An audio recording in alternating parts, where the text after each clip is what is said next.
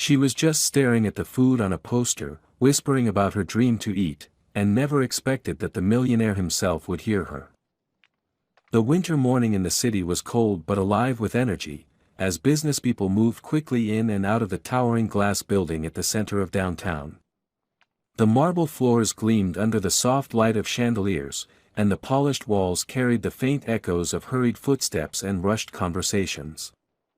Jonathan Miller, the man who owned most of the buildings on that street, stepped out of his office after a long meeting with investors, his expression composed but his mind already filled with calculations and figures. He had been living like this for years, always balancing numbers, expanding companies, and pushing himself to reach higher goals, yet even with his immense success there was a part of him that felt hollow, a part that money never seemed to touch. As he descended the grand staircase, his eyes were drawn to something entirely out of place in this world of wealth and order. Sitting quietly on the floor against a wall near the vending machines was a little girl, small and fragile, her blonde curls messy and her thin white dress with its denim skirt smudged with dirt. She could not have been more than 5 or 6 years old, but her large blue eyes carried a weight of sadness that made her seem much older. She wasn't running around as children usually did, nor was she playing or talking to anyone. Instead, her gaze was fixed on a brightly lit advertisement on the opposite wall, a picture of steaming pasta and golden breadsticks. He slowed his steps, and in that sudden quiet moment, he heard her whisper, so faint he almost thought it was his imagination. "If only I could eat that." Jonathan froze where he stood. For a man accustomed to decisive actions, to controlling boardrooms and commanding respect, he found himself unable to move, unable to speak. Those words pierced through the wall of wealth and privilege that had surrounded him for years. He had walked past countless people in need before, shutting his eyes as many rich men did, but this was different. She was too small, too delicate, too heartbreakingly innocent. He glanced around quickly, expecting to see a parent nearby, but no one stood with her. Everyone else continued rushing by, not sparing a glance. With a careful breath, he approached her, each step feeling heavier than the last. He lowered himself onto one knee so he wouldn't tower over her, and the movement caught her attention. Her eyes flicked toward him, suspicious at first, then wary as if she had been taught not to trust strangers. Jonathan softened his voice. "Are you here alone?" She hesitated, clutching her knees tighter to her chest before answering in a small voice that cracked under its own weight. "Mama said she would be back soon, but it's been 2 days." The words hit him like a physical blow, stripping away the sharp armor of confidence he wore so easily in his professional life. A child left alone for 2 days in his building, surviving only on hope and the stubborn belief that her mother would return.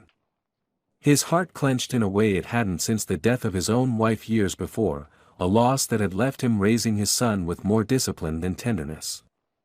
Now, looking at this frail little girl, he felt something stir inside him that he had long suppressed, something raw and painfully human.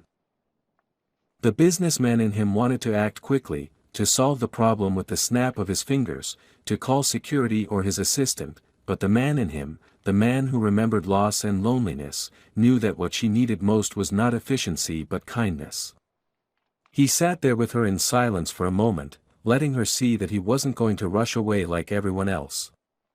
It was in that pause, in that simple act of staying present, that the story of Jonathan Miller and the girl named Lily truly began. Jonathan stayed crouched beside the little girl, fighting the instinct to sweep her up and demand answers immediately. He could see the stubborn set of her jaw and the way her small fingers twisted in the hem of her dress as if she were holding on to the only piece of stability she had. She glanced at him every few seconds, uncertain whether to trust him or shrink further away. He decided not to rush her, not to let the overwhelming concern in his chest push her into fear. Instead, he leaned slightly back against the wall and lowered his tone as if speaking to an equal, asking her name. After a long pause she whispered, "Lily." He repeated it softly, almost reverently, as though committing it to memory, and saw the faintest flicker of recognition in her eyes, as if hearing her name spoken gently was something rare and fragile. He asked if she was hungry, and her lips pressed tightly together as though she wanted to deny it, but her eyes betrayed her when they darted back toward the advertisement of food. The businessman in him, the one who had closed million-dollar deals, understood negotiation, but this was something entirely different. It wasn't a deal, it wasn't a contract, it was about trust. So he stood and offered her his hand, promising that he only wanted to buy her something to eat. Lily hesitated, staring at his hand for so long that Jonathan felt the ache of helplessness spread through him, but finally her small, trembling fingers slid into his palm. The weight of that trust, however tentative, anchored him in a way he hadn't felt in years. They walked together across the gleaming marble floor, the sight of this powerful, impeccably dressed man leading a small, barefoot girl drawing glances from employees and passers-by. Jonathan felt the eyes on him but ignored them. All his life he had been judged by peers, by competitors, by the media, but this moment was not about them. They reached the cafe tucked into the corner of the lobby, and when the scent of freshly baked bread and warm soup drifted toward them, Lily froze as though stepping into a dream. She clutched his hand tighter, her wide blue eyes scanning the trays of food with a mixture of longing and disbelief.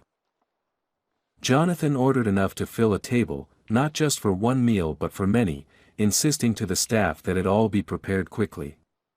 He guided Lily into a seat, and she sat perched on the edge as though afraid someone might tell her she didn't belong. When the first plate was set before her, she stared at it silently for several moments before whispering, almost apologetically, "Can I really eat this?" The innocence of the question nearly broke him. He nodded firmly, assuring her it was all for her, and as she took the first bite, tears welled in her eyes. She tried to eat slowly, politely, but her hunger betrayed her, and she soon devoured each mouthful with a desperation that spoke louder than words.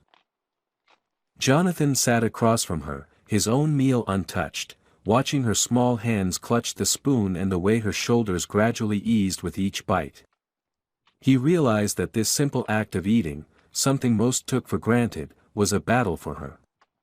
She didn't have to say it, but he could see it in the way she held herself. This was not the first time she had gone hungry, and it might not have been the first time she had been left alone. For a man who had built his empire on foresight, on predicting risks and calculating outcomes, this was one problem he hadn't anticipated encountering in his own building, yet it struck him harder than any failed investment ever could. When the plates were finally cleared, Lily leaned back slightly, her small frame exhausted not just from the meal but from the relief of being cared for, even if just for a moment. Jonathan gently asked again about her mother, pressing softly for details. Lily explained in her fractured, childlike way that her mother had promised to come back but had never returned, that she thought maybe her mother was sick or lost, and so she waited, hoping every day she would reappear. Her voice faltered as she admitted she didn't know where her father was, only that he had left a long time ago. The weight of her words settled over Jonathan like a storm. This was not simply a child temporarily misplaced, this was a girl who had been abandoned in the most unforgiving way. He knew he had a choice, one that would define the path forward. He could call social services, hand her over to a system he knew was already burdened and often cruel, or he could take responsibility himself, stepping into an unknown that could upend his carefully ordered life. He looked at her again, at the way her blonde curls framed her face and at the bruised hope lingering in her eyes, and he knew the decision had already been made. For the first time in years, Jonathan Miller felt a certainty not rooted in profit or power but in something far deeper. He could not walk away from this child. Jonathan found himself unable to return to the rhythm of his day after leaving the cafe with Lily still clutching his hand. He had cancelled meetings, ignored buzzing notifications on his phone, and silenced the voice of his assistant reminding him of urgent deadlines.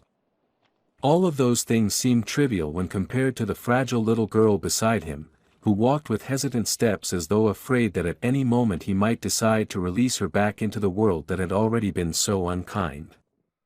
She didn't speak much, and when she did it was in whispers, but he listened carefully, hanging on to each small clue she offered.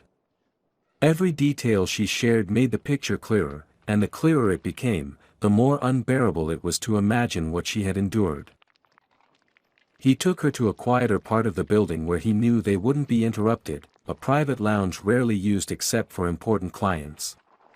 The room was filled with warm light and soft chairs, and he guided her to one of them, watching as she sat cautiously, still too tense to relax completely. He asked her about school, but she shook her head. He asked her if she had friends, but she only looked down at her shoes. Finally, he asked her where she had been sleeping, and her answer was a barely audible, "Wherever I can."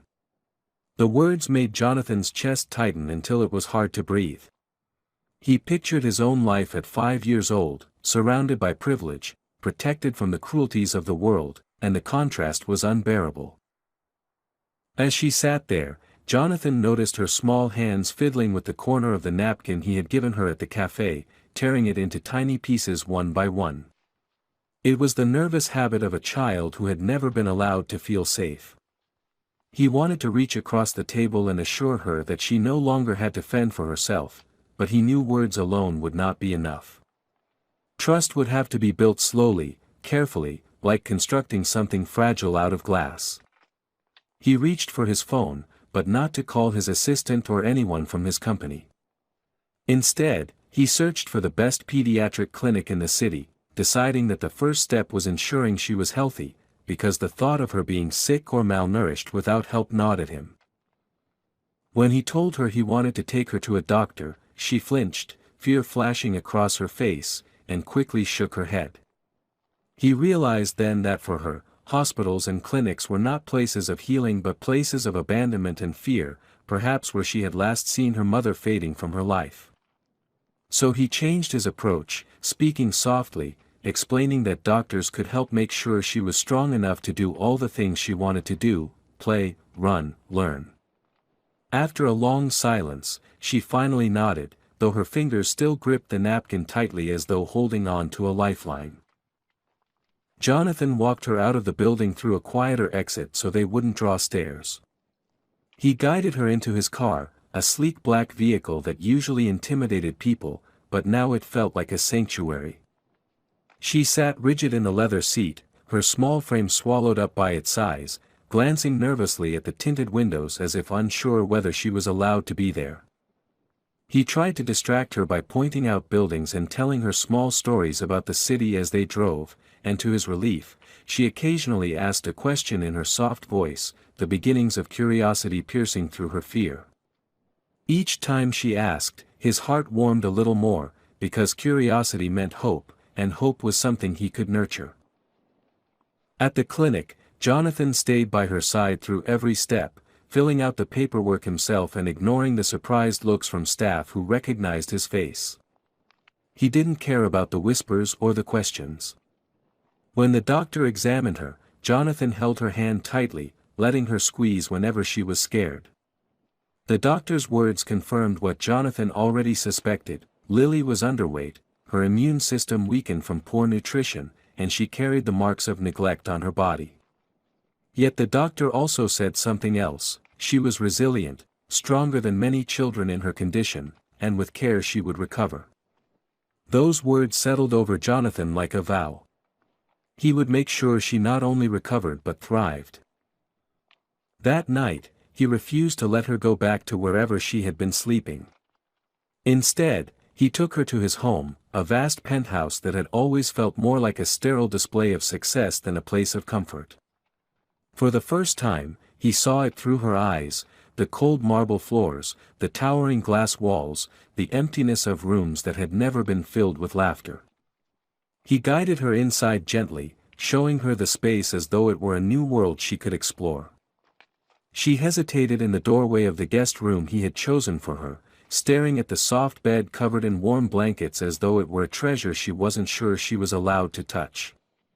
When he told her it was hers, she looked at him with disbelief, then back at the bed, and finally climbed onto it, curling up instantly as exhaustion took over. Jonathan stood in the doorway for a long time, watching her breathe steadily, her small form finally at peace. He realized that his life, with all its wealth and power, had been missing something essential, something that could not be bought or negotiated.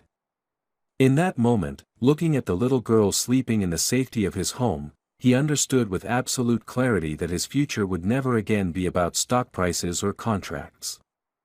It would be about protecting her, about giving her the childhood she deserved, and about proving to himself that he was capable of being more than just a man of business. For the first time in years, Jonathan Miller felt like he was exactly where he was meant to be. Jonathan woke the next morning with a sense of urgency he had not felt in years, a restlessness that had nothing to do with meetings or the pressure of business deals but everything to do with the small child sleeping down the hall. For a long time he sat at the edge of his bed, his elbows on his knees and his hands pressed together, trying to make sense of the emotions surging through him. He was not used to being vulnerable, not used to feeling out of control, but when he thought of Lily lying in that bed in his guest room, he realized he would give anything to protect her from the darkness that had nearly consumed her life. He checked on her quietly before heading to the kitchen, finding her curled up under the heavy blankets, her face relaxed in sleep in a way he hadn't yet seen while she was awake. There was a fragility in her stillness that broke him, a reminder of how close she had come to slipping through the cracks of a world too harsh for someone so small. He whispered to himself a promise, words he did not speak aloud to anyone else, that she would never have to face hunger or loneliness again as long as he was there. The kitchen staff arrived early that morning, confused to find their employer already waiting for them, sleeves rolled up, asking for something simple to be prepared for a child. They exchanged uncertain glances, unaccustomed to hearing him ask for oatmeal, fruit, and warm milk instead of his usual black coffee. When Lily finally wandered out of her room, barefoot and timid, she paused in the doorway as though she was unsure if she was allowed to join. Jonathan walked over to her, knelt to her height, and told her with a smile that breakfast was waiting. The hesitation in her eyes softened only slightly, but when he guided her to the table and she saw the food arranged carefully just for her, her small hands trembled as she reached for the spoon. It was then that he realized how deeply ingrained her fears were. She ate quickly at first, almost desperately, then stopped halfway through the bowl and looked at him with panic, as if expecting him to take it away or scold her for wanting too much. Jonathan's throat tightened as he reassured her gently that it was hers, that she could have as much as she wanted, that no one would take food from her in this home. Slowly she began eating again, but her eyes remained fixed on him, watching his every move as though she was waiting for the moment his kindness would end. Later that day, Jonathan took her shopping for clothes. It was not something he had done before, not something his wealth had ever required him to think about, but guiding her through the aisles of a children's boutique, he felt an odd mix of pride and heartbreak. She clutched his hand tightly, her wide eyes scanning shelves filled with colors and fabrics she had likely never imagined owning. When he told her to pick anything she wanted, she froze, paralyzed by the enormity of choice, and whispered that she didn't know how. He gently knelt beside her and chose a simple dress, holding it up to her and asking if she liked it. She shrugged at first, but when he encouraged her, she touched the fabric and gave a small nod. Piece by piece, they filled bags with clothes, shoes, and even a small stuffed animal she picked shyly after much coaxing. On the way home, she leaned against the car window with her new toy clutched to her chest, and Jonathan saw something flicker in her expression, something that looked like hope. He realized that these small gestures, things that seemed ordinary to him, were extraordinary to her, and it made him both grateful and furious, grateful that he could give her what she needed, furious that life had denied her even the basics of comfort and security for so long. That evening, after settling her in with her new belongings, Jonathan sat alone in his study, staring at the city lights. His phone buzzed relentlessly with missed calls and urgent emails, the world of business demanding his attention, but he let them go unanswered. For years, those messages had defined his purpose, but now they seemed hollow compared to the quiet sound of Lily's laughter drifting down the hall as she tested out her stuffed animal in its new home on her pillow. He thought of his late wife, of the family he never had, of the legacy he had built on financial power that suddenly seemed meaningless. For the first time, he allowed himself to imagine a different kind of future, one where his wealth was not a symbol of status but a tool to heal and to protect. When he finally checked on Lily again before bed, she was already asleep, her small body wrapped in a blanket and her toy clutched tightly against her. He stood in the doorway for a long while, feeling a sense of responsibility heavier than any boardroom decision he had ever made. It was not a contract or an acquisition, not a number on a balance sheet, it was a life, fragile and trusting, placed unexpectedly in his hands. Jonathan understood then that everything from this point forward would be different. He would no longer measure his worth in profit, but in the steady rise and fall of the breath of the little girl sleeping safely under his roof. The fifth chapter of this story unfolded on a cold, gray morning when Jonathan was supposed to be preparing for a critical meeting that would decide the future of a merger his company had been negotiating for months. Normally, such a day would have consumed all his energy and attention, but when he walked past Lily's room and heard the faint sound of her crying, everything else faded into background noise. He paused at the door, torn between the instinct to keep walking and the overwhelming urge to be present for her, something he had never done for anyone outside of business. Finally, he opened the door quietly and found her sitting on the bed with her knees drawn up, the stuffed rabbit clutched in her small arms, and tears rolling silently down her cheeks.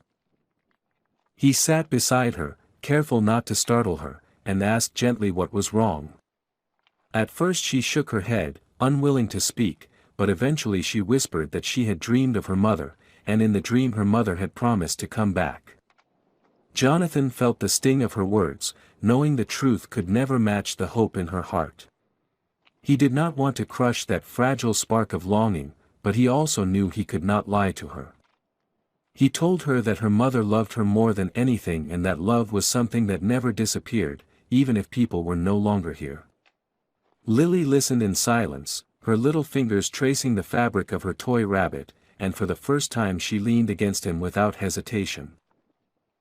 When he finally left her room to get ready for the day, Jonathan found himself unable to focus on the upcoming meeting. His mind kept drifting back to the girl who had become his responsibility and, in many ways, his purpose.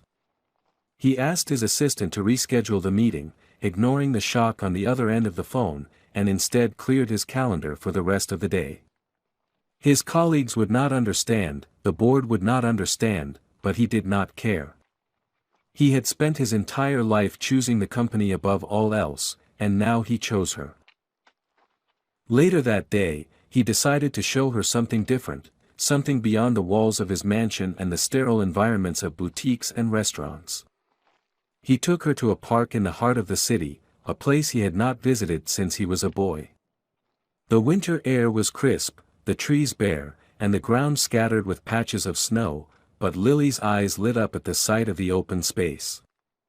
She ran a few steps ahead, her laughter ringing out as she kicked at the snow with her new boots, and Jonathan followed slowly, watching her with a mixture of awe and sadness. Awe at how quickly she could find joy, sadness at the realization that such simple happiness had been denied to her for so long.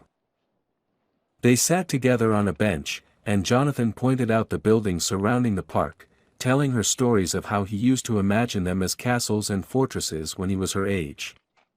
She listened intently, her imagination firing to life, and she added her own ideas, creating a world of secret passageways and hidden treasures.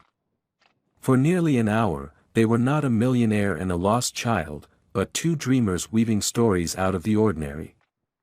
It was in those moments that Jonathan realized how much she was teaching him, not just about compassion, but about living in a way he had forgotten long ago. As the sun began to set and the cold deepened, they headed home. Back at the house, Lily surprised him by asking if she could draw something for him. He gave her paper and colored pencils, and she sat on the living room floor, working with fierce concentration. When she finally showed him the drawing, he was stunned. It was a picture of the two of them sitting on the park bench, her small hand in his, with the stuffed rabbit on her lap. She had drawn him smiling in a way he wasn't sure he ever had before. His chest tightened as he realized that to her, he was already more than just a man who had rescued her, he was becoming something like family. That night, after putting her to bed, Jonathan found himself unable to sleep. He walked the halls of his home, thinking about how much his life had changed in such a short time. The empire he had built now seemed empty compared to the fragile bond forming between him and Lily.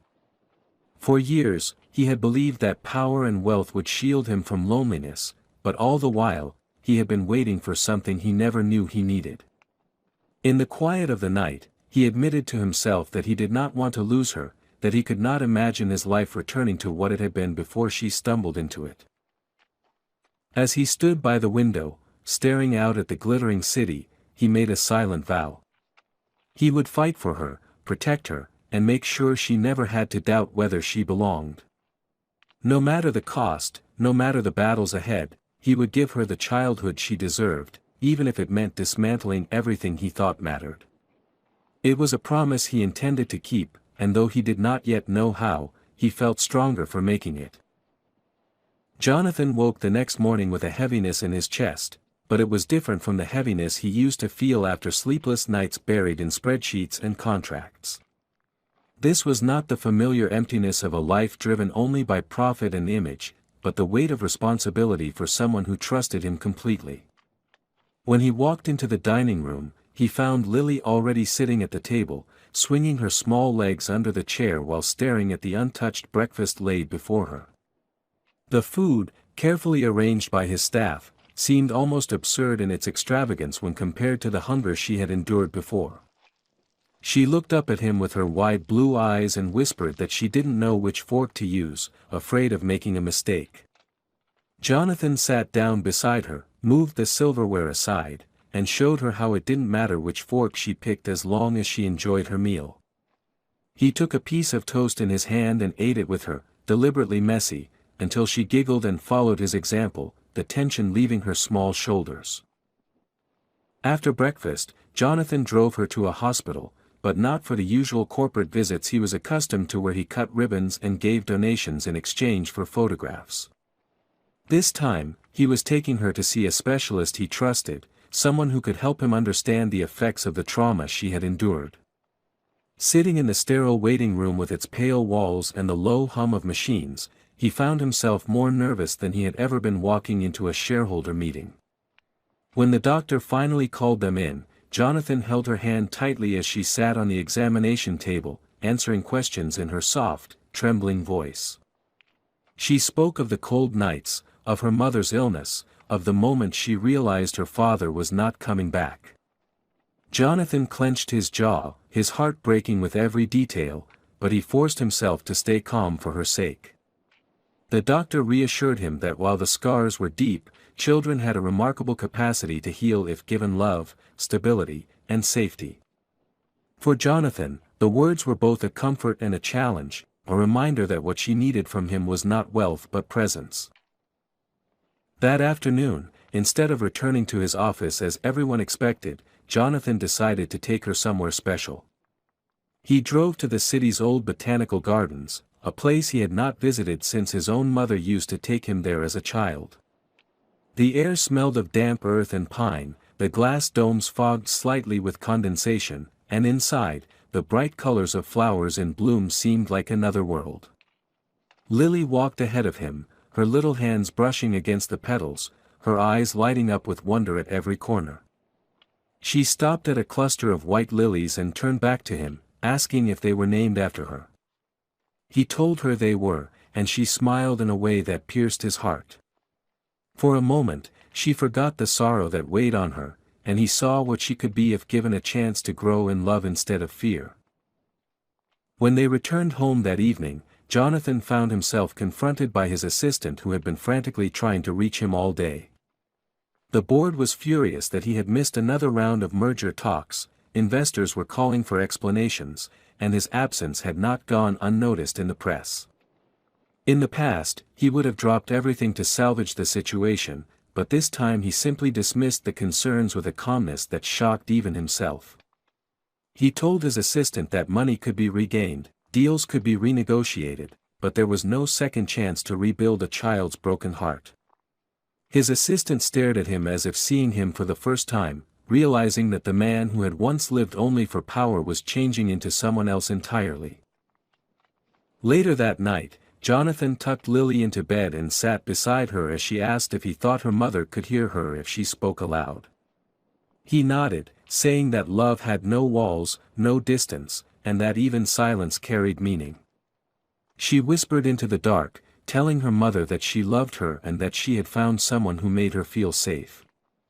Jonathan turned his face away so she would not see the tears in his eyes. In that moment, he felt both the crushing weight of her loss and the overwhelming gratitude that she was allowing him to carry part of it with her. After she fell asleep, Jonathan sat alone in his study, staring at the shelves lined with awards and framed magazine covers. They once symbolized everything he thought defined him, but now they looked meaningless compared to the drawing Lily had given him, taped to the wall behind his desk. The picture of them together in the park reminded him that he had already started down a path that had nothing to do with wealth and everything to do with choosing someone else above himself. He realized then that the real test of his character was not in boardrooms or negotiations but in the quiet moments when no one was watching, when he had to decide whether to put her needs before his own ambitions. As the night wore on, he drafted a letter of resignation from several positions on the boards of companies where his presence was demanded but his heart was absent. He was ready to cut ties with the pieces of his life that chained him to a hollow existence. He knew the battle would be fierce, that the press would spin stories, and that people would call him reckless. Yet for the first time in years, he felt at peace. Looking out the window at the dark city, he thought of Lily's small hand slipping into his at the gardens, and he knew he was doing the only thing that mattered. Jonathan woke to the sound of soft footsteps in the hallway. At first, he thought it was one of the staff, but when he rose and opened the door, he found Lily wandering toward his office clutching the piece of paper she had written on the day before. Her hair was still messy from sleep, and her small hands trembled slightly as she held the note to her chest. When he asked her why she was awake so early, she told him she had dreamed of her mother again, only this time the dream was different. Instead of lying still in a hospital bed, her mother had been sitting up, smiling, telling her to be brave. Jonathan knelt down beside her, assuring her that dreams often carried messages our hearts needed to hear, and he told her it was okay to hope even when things felt uncertain. He guided her back to the couch in his office, wrapped her in a blanket, and let her fall asleep there while he watched over her, realizing just how much of his own strength now came from making sure she felt safe. Later that morning, Jonathan received a phone call that could have pulled him back into the world he had been slowly trying to leave behind. It was his lawyer, reminding him that a high-profile deal required his presence at the negotiating table or else everything he had worked to build would collapse. For a moment, the old instinct surged in him, the part that had always prioritized business above everything else, but then he looked across the room at Lily, who had woken and was now drawing with crayons, humming quietly to herself. He felt the pressure in his chest ease when he realized he no longer feared the collapse of his empire as much as he feared letting her down. He told his lawyer that he would not be attending, that some things were more important than contracts, and he hung up before giving himself a chance to doubt the decision. The silence afterward was heavy, but he felt strangely liberated, as though he had finally stepped out from under a weight that had suffocated him for years. That afternoon, Jonathan took Lily back to the hospital.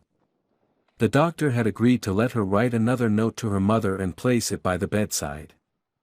As they walked down the corridor, Lily squeezed Jonathan's hand tightly and whispered that she was scared to see her mother again, afraid that she would look the same as always. Jonathan bent down to her level and told her that courage was not about the absence of fear but about doing what mattered even when you were afraid. She nodded, her lips pressed together in determination, and together they entered the room. The air was filled with the quiet hum of machines, the same sterile smell lingering, but this time Jonathan noticed how Lily's presence seemed to change the atmosphere, softening the stillness. She walked up to the bed, placed the note carefully on the blanket, and whispered the words she had written, that she loved her, that she was waiting, that she would never give up on her. Jonathan stood silently behind her, his throat tight, knowing that the power of her words carried more weight than anything he could have ever said. On their way home, Lily asked if he believed her mother could hear her. Jonathan told her that he believed love stretched further than the body, further than distance, and that in some way her mother's heart knew she was being spoken to. She leaned against him in the car, finally closing her eyes and resting, her trust in him complete. Jonathan stared out the window, wrestling with emotions he had spent a lifetime suppressing. He had lost people before, had built walls around himself to prevent feeling this vulnerable, yet now he realized that those walls had not protected him, they had only kept him empty. This little girl had unknowingly torn them down, and in doing so, had given him a life richer than any deal could provide. That evening, when they returned home, Jonathan sat at his desk while Lily colored nearby. She suddenly asked if he would still take care of her even if her mother never woke up. The question pierced him, because he realized she had already thought through a future that terrified her. He put down his pen, crossed the room, and lifted her into his arms. He told her that no matter what happened, she would never be alone again, that she would always have him, and that promises meant something when spoken from the heart. She looked at him with tears brimming in her eyes, then buried her face against his chest, whispering that she believed him. Jonathan felt his arms tighten around her, vowing silently to himself that he would never allow her to doubt it. That night, after she fell asleep, Jonathan stayed awake by her bedside, listening to the steady rhythm of her breathing. He thought about all the choices he had made in the past weeks, the sacrifices, the confrontations, the moments of doubt. And yet, sitting there in the quiet, he realized there was no part of him that wanted to return to the life he had left behind. This child had given him something he hadn't even known he needed: purpose.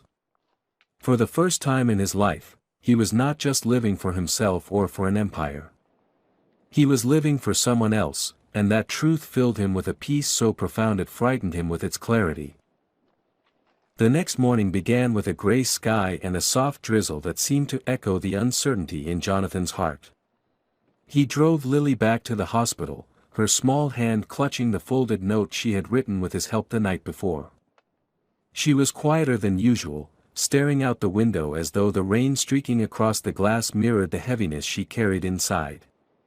When they arrived, Jonathan lifted her gently into his arms and carried her inside, feeling the weight of both her body and her hopes pressing against his chest.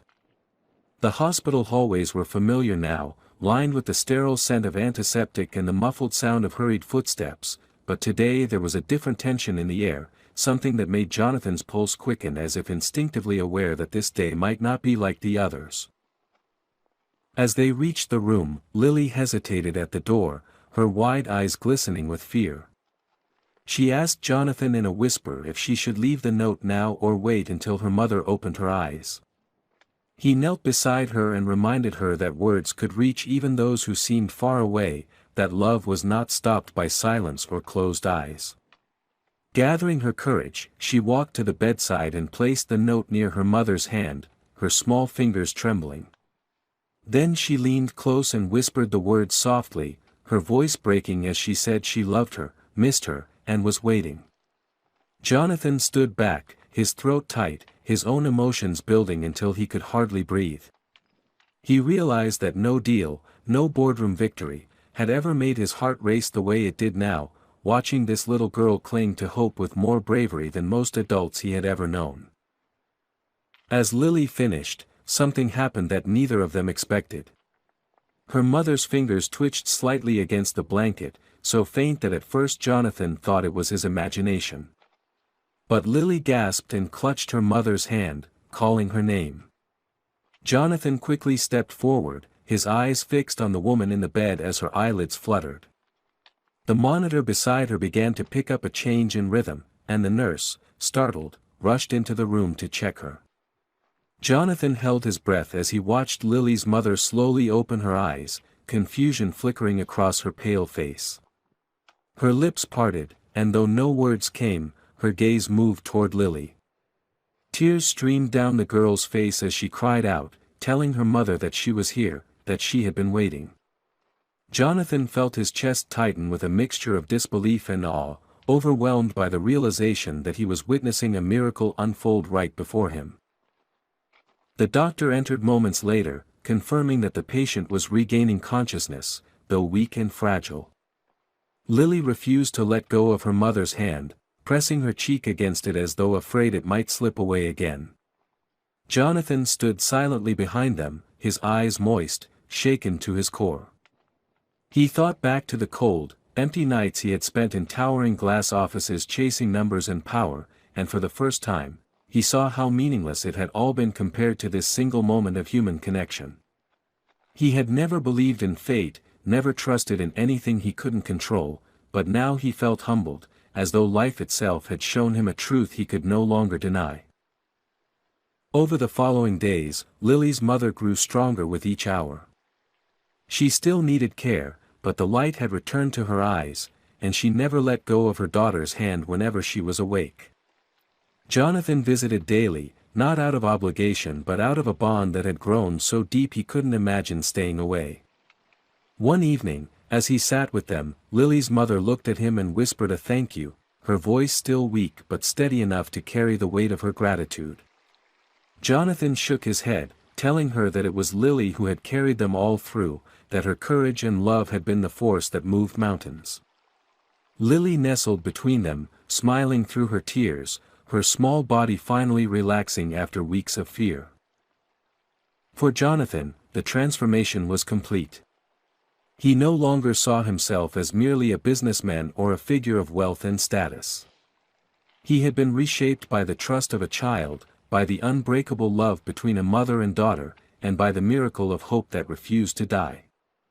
He made promises to them both, promises that were not written on paper or bound by contracts but spoken from his soul. He promised Lily she would never be left alone again, and he promised her mother that he would be there to ensure they had the future they deserved. As the rain cleared outside and sunlight poured through the hospital windows, Jonathan felt something he had not felt in years, a quiet, steady peace that told him he was exactly where he was meant to be. Would you like me to also craft an emotional epilogue-style reflection after this chapter, where I step back as an author and give a powerful conclusion about the meaning of the story, like a closing note?